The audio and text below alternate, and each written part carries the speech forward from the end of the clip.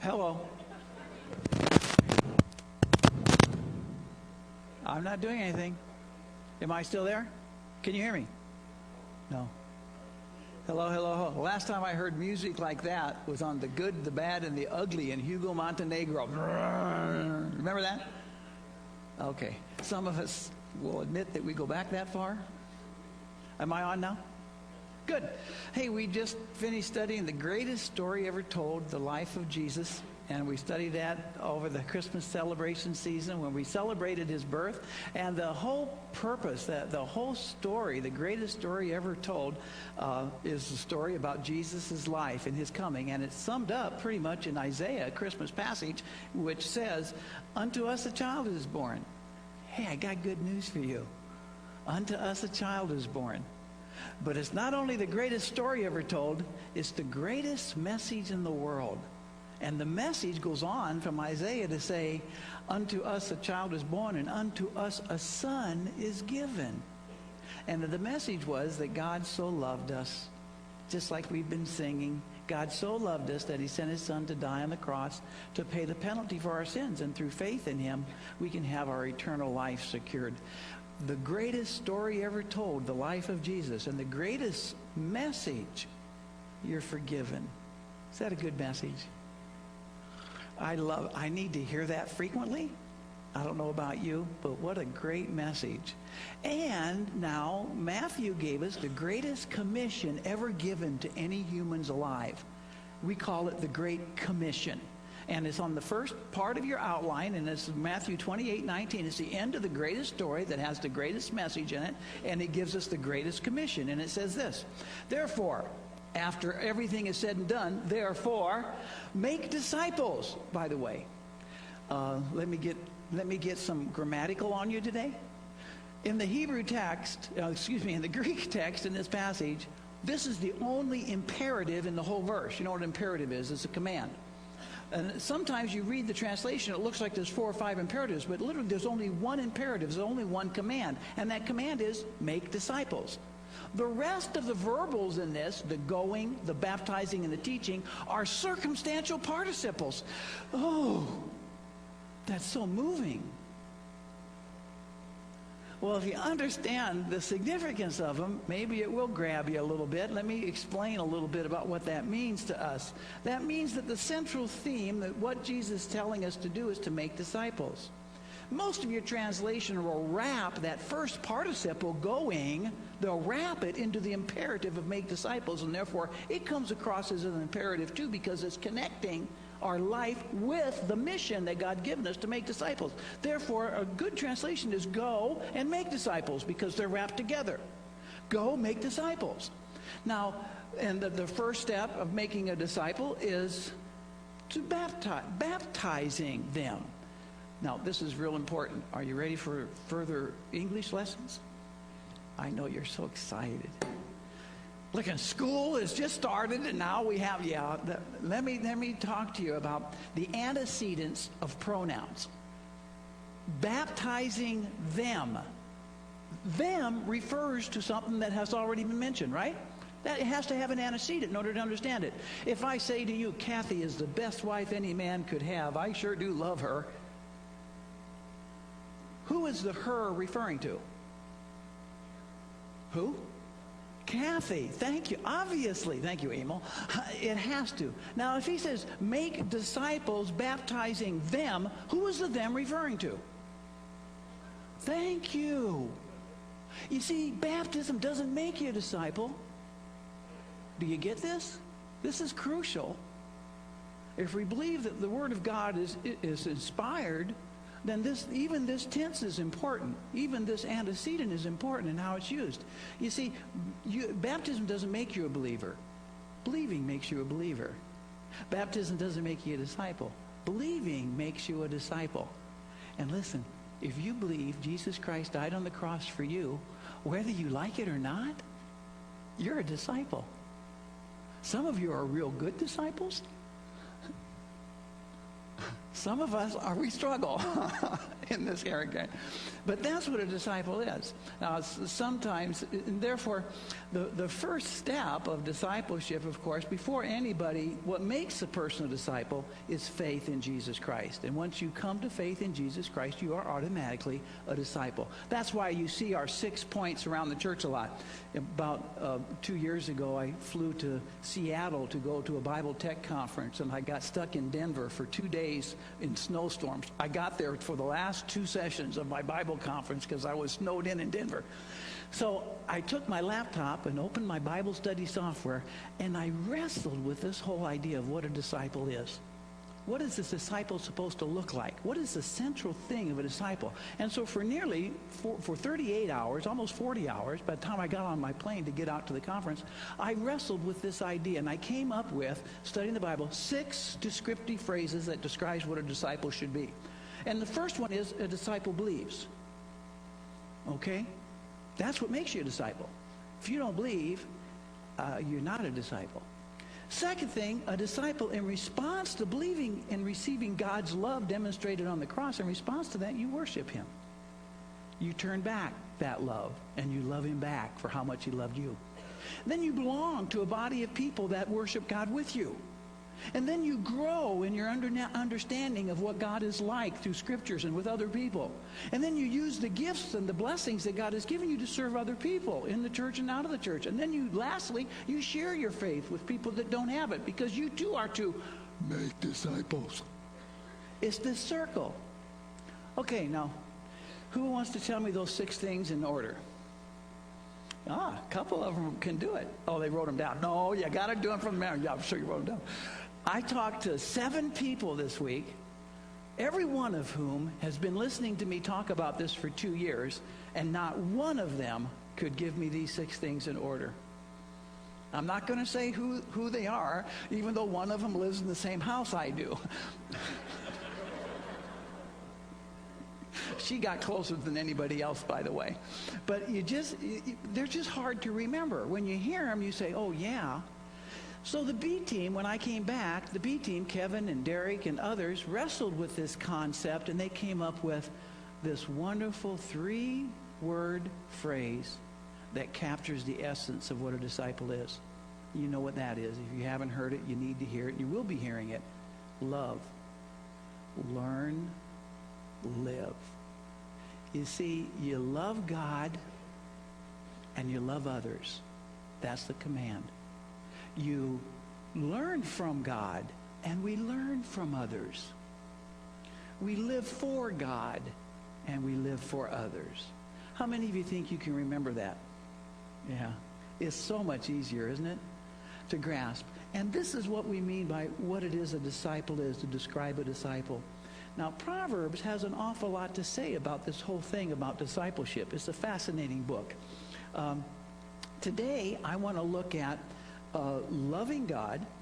Next week, I'll look at learning from God and others. And then finally, we'll look at living for God and for others in a couple weeks. But you know that, first of all, Mark 12 is the great commandment, the great commandment. We've got a greatest story, the greatest message with the greatest mission, and then Jesus gives us the great commandment. Because you see, the last part of making disciples, I hope you got this, baptizing them. Oh, by the way, baptism is the first public declaration of a person's faith, in my opinion, biblically. I get criticized frequently by not giving invitations for people in the sanctuary in the church to come forward and receive Jesus. You don't have to come forward to believe in Jesus or to raise your hand. Listen, believe it or not, you don't have to raise your hand. You don't have to take any act. No action that you can take is going to make you a believer. Only believing makes you a believer. You have to believe Jesus Christ died for you. And I'm always inviting the people to do that. The first public proclamation of that is baptism. Because when you believe, guess what you are? Thank you. What does a disciple do? What? worships God. That was the first thing. And the first step is Jesus says, come and follow me. And one of the first things Jesus did in his ministry was he was baptized. So we're going to do baptisms in a couple weeks. And if you have never publicly expressed your personal faith in Jesus Christ of your own volition, of your own choice, I invite you to call Terry, call me, and we'll set up that to make that happen for you. It's a very important step because a disciple, a believer, follows Jesus and obeys in obedience and teach them to obey. Teaching them to obey all the commands. Well, Jesus, what was the best, most important command that you gave him? If we're going to obey, what is the most important command? Isn't it interesting that the religious leaders asked Jesus that very same question? And he said the most important command is that you shall love the Lord your God with all your heart and with all your soul. And you shall love your neighbor as yourself. And this is the greatest commandment. All of the commandments are suspended from these two commandments. Or in the other gospel, all of the other commandments are built up from the foundation of these two commandments. This is the most important commandment. You should love. Now, Proverbs teaches us a lot of things about love, because this is where the rubber meets the road. It gets right down to the nitty-gritty. And we keep talking about love. Love, love, love, love, love, love. We sing about love, love, love, love, love, love, love. You keep using that word. I don't think you know what it means.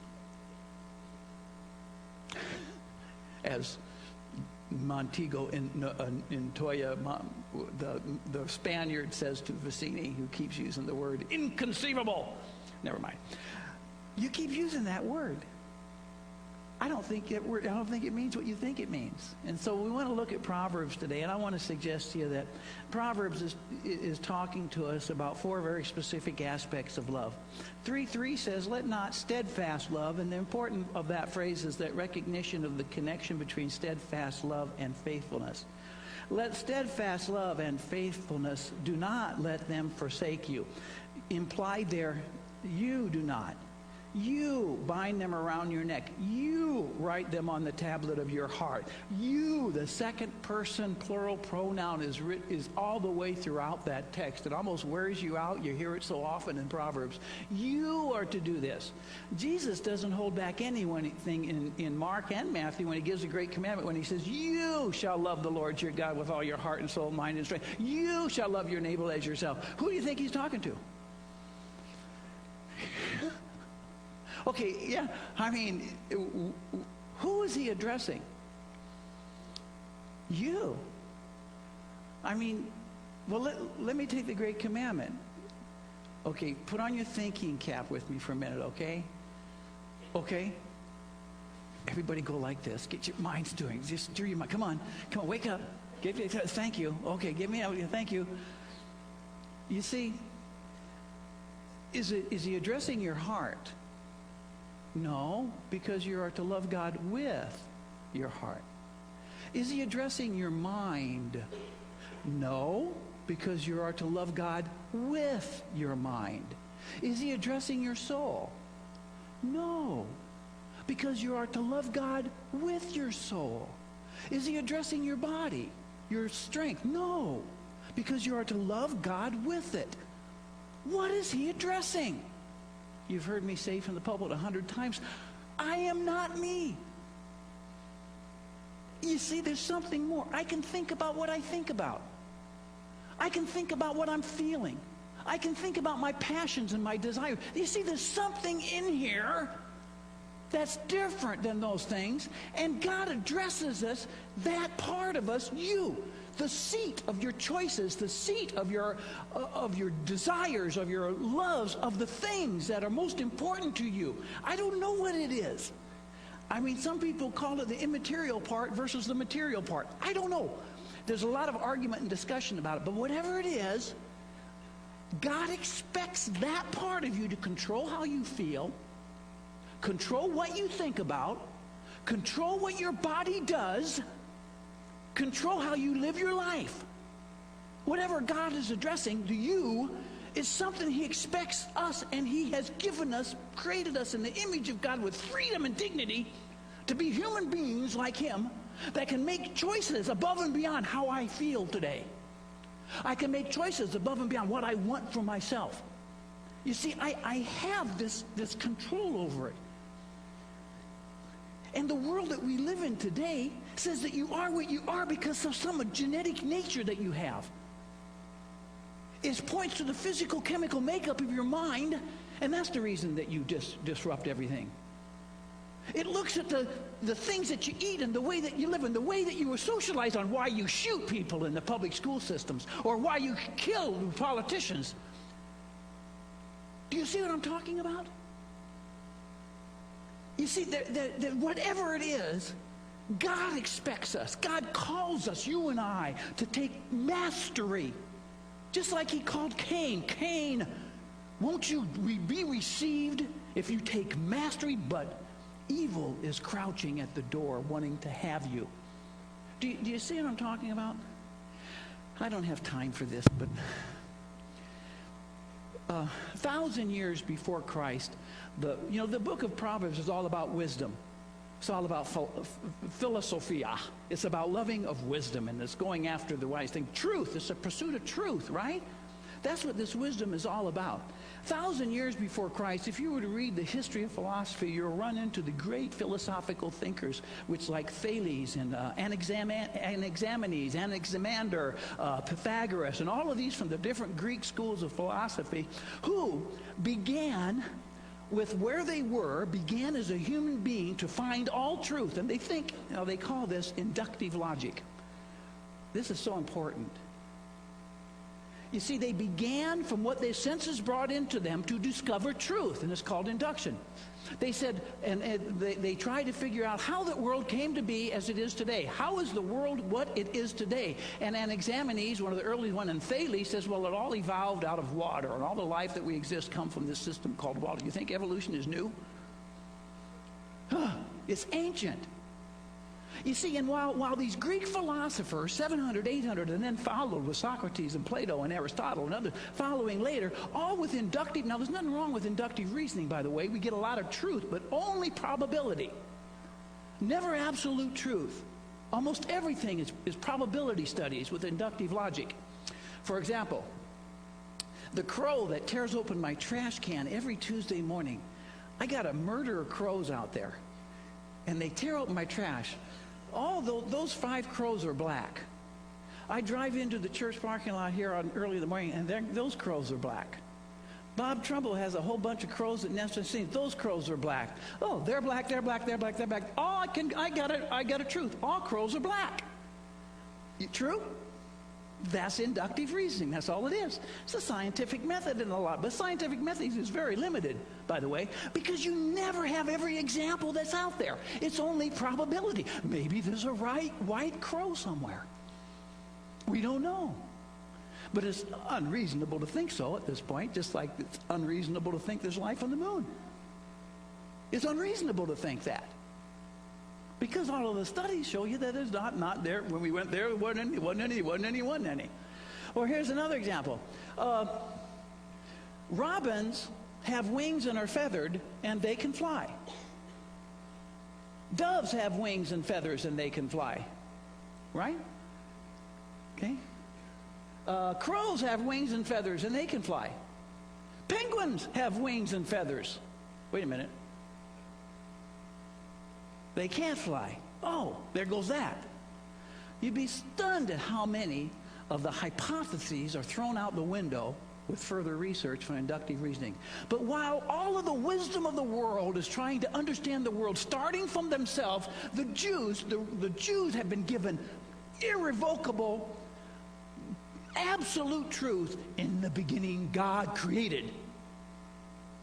And every truth in the Hebrew Old Testament and the scriptures given are based upon a presupposition. In the beginning, God. You get that?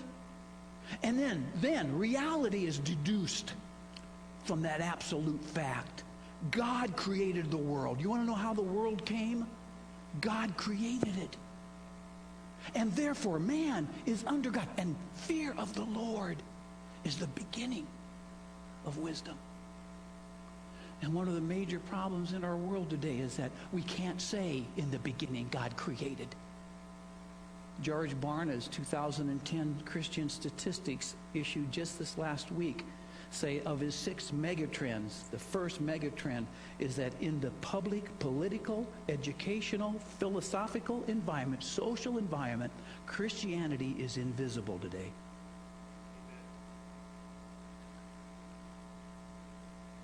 You see, fear of the Lord is the beginning of living a life healthy and happy. All the inductive reasoning in the world is not going to get you to that truth and that reality. So, I've got 4 minutes to finish my sermon today. Stop it.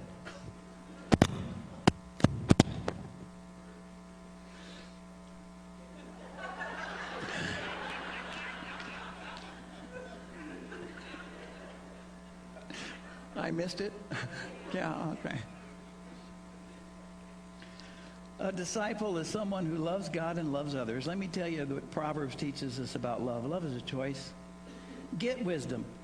Listen, if you were to read this in the Hebrew text, you get so tired of the ending ka on each of those words. That's the second person pronoun on these verbs and these nouns. Ka, it is you. Because you see, you get wisdom.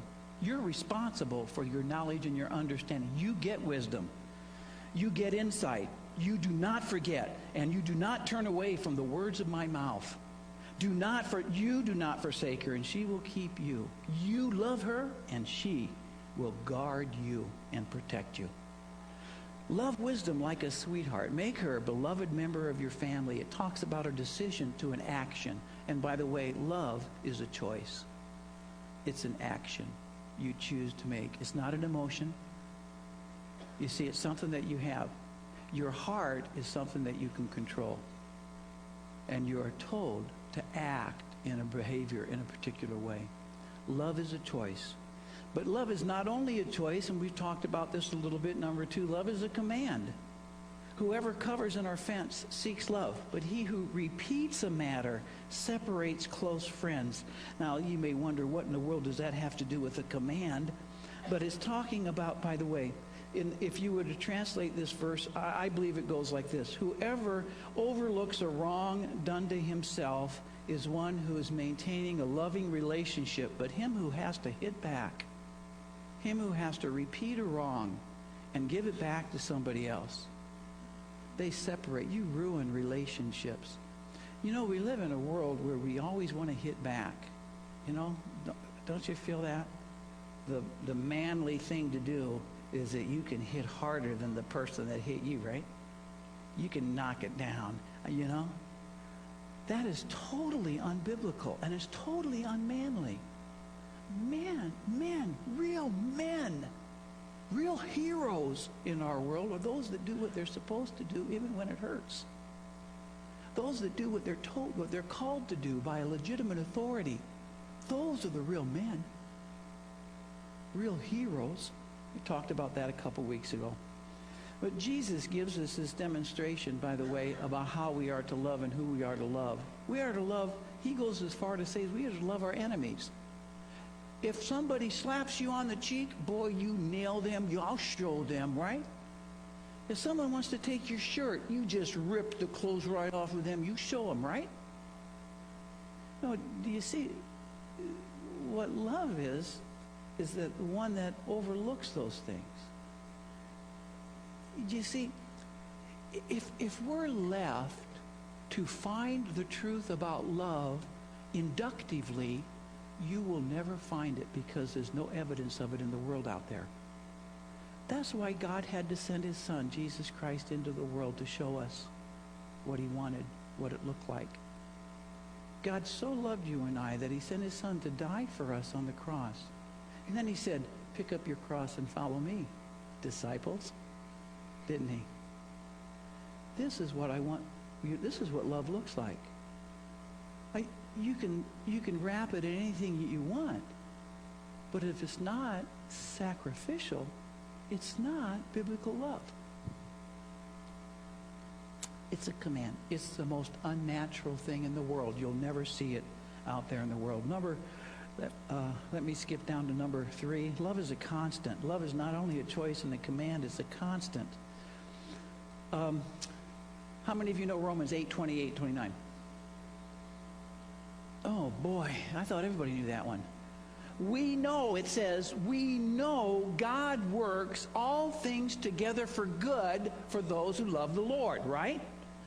But don't forget verse 29, who are called according to his purpose. Well, what's his purpose? Continue verse 29, to be conformed to the image of his Son.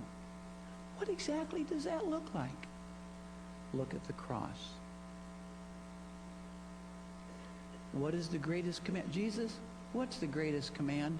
Oh, just a minute, I'll show you. Are you getting this?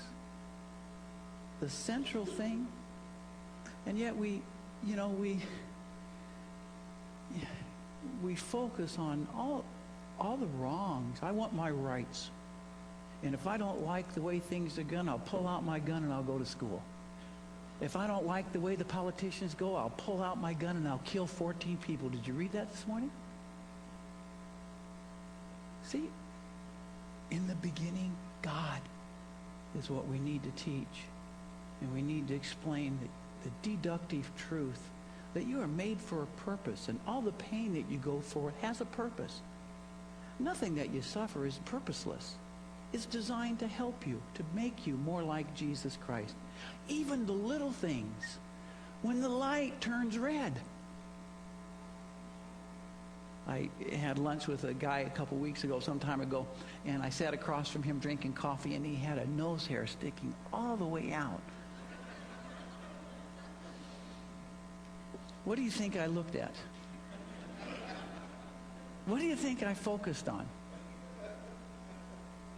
I greeted a lady coming into the church a couple months ago, and she smiled real big, and she was very friendly. I just loved her. And her top teeth, the whole bottom half of them, were covered with lipstick. I wanted so much to tell her, hey, you missed. I mean, Proverbs tells us that, you know what?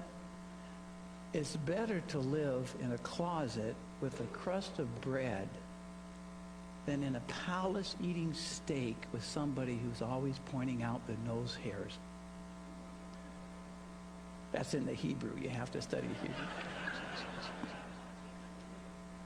Sometimes it's appropriate to tell people, and I appreciate my wife telling me when I forget to zip up or, something like that, and I do that sometimes, and so I need that. But it's miserable living with people who can't overlook a wrong. Can't live that way. You just can't do it. Now, and that's what I mean by a constant. That no matter what goes on, no matter what happens in your life, we were singing that, Lord, let my life be a love song. Boy, that's a convicting song. My life a love song, and it takes me back to an old song that I often remember. I never applied it that way until just this morning, and it says, another old-fashioned love song, and wrapped around the music is the sound of someone promising they'll never go. Remember that? Lord, I don't care what happens. I don't care what comes in my life. I will never let go. I will never stop loving you. You see, that's what Jesus wanted us to know. Love is the greatest command. Well, what exactly is love? Let me show you. As he lugged his own execution instrument up the mountain to Calvary, and he died for us. It's a constant, no matter what happens. Finally, it's a characteristic. Do you know what really marks a disciple? If you've ever read Francis Schaeffer's work, you remember in 1960s he published a book called The Mark of a Christian. And in those days, the Jesus movement was really big. There were Jesus people going to San Francisco and putting flowers in their hair. There was a big Jesus movement out there. And he made it very clear in his opening introduction that the mark, the identity element for a Christian, is not a bumper sticker. It's not a cross. It's not, in earrings. It's not a lapel pin. The only true, and he quotes 1 John, they know that we are Christians because we love each other.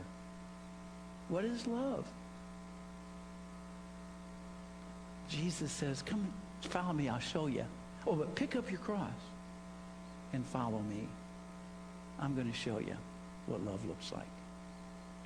Love, that's how you stay together. I mean, how else could I have stayed married for 42 years? Good. We missed that one. I mean, you do that, believe me, for a person who has more nose hairs than the average person. For a person who has, I even got hair in my ears. I need much overlook. And, I feel that the church has overlooked an awful lot from me over the years. And I feel that your love has kept me here, has kept me going. And that's how we learn from one another. We don't learn by running. You know what I mean? We want to run from each other. And we think somehow, out of sight, out of mind. What's the biggest lie in the world? You can't run. You can't pretend that something doesn't exist and make it so. You can't change what is to what isn't. You can't do it. And so the greatest characteristic, the greatest mark of a disciple is a generous spirit. Proverbs ends, by the way, wisdom is speaking here. If you read Colossians, next week or after this series, we're going to study the book of Colossians together. And Colossians is this beautiful passage that says, Jesus Christ is all the wisdom of God. He is what it's all about. You see, you couldn't get it inductively. The world, you'll never come up with this truth. But I'm going to give it to you. The nature might declare the glory and the majesty of God, but only Jesus Christ reveals the love and the character of God. And I'm going to send him into the world to show you what he's like. So Jesus is speaking to us in a way when we look at Proverbs 8, 17, and 18, where wisdom is personified, and it says, I love those who love me, and those who seek me diligently find me. Riches and honor are with me, enduring wealth and righteousness. It's not what you have. It's not even who you are in the society in which we live that brings contentment and happiness. You don't, enduring wealth, enduring righteousness is the connection with following, being the most important thing. That is loving one another. The one who pursues righteousness and faithful love will find life, righteousness, and honor. Let's pray. Father,